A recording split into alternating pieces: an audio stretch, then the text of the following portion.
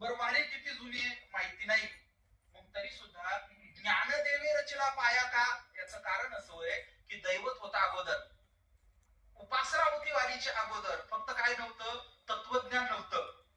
ज्ञानेश्वर महाराजांनी ज्ञानेश्वरी लिहिली आणि वारकरी संप्रदायाला प्रमाण ग्रंथ व्यवस्थित पद्धतीने मिळाला.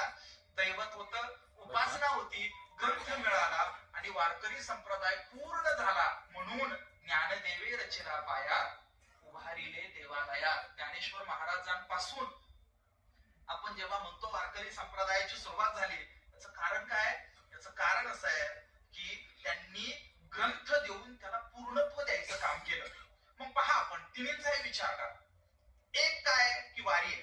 बरं, कुणाची वारी आहे? कुणाची वारी आहे? पंढरपूरची वारी आहे. बर, पंढरपूरची वारी आहे. त्या पंढरपूरच्या वारीचा देव कोण आहे? पांडुरंग आहे. बरं, तो कुठून आलाय? कुठून आला सांगू तुम्हाला?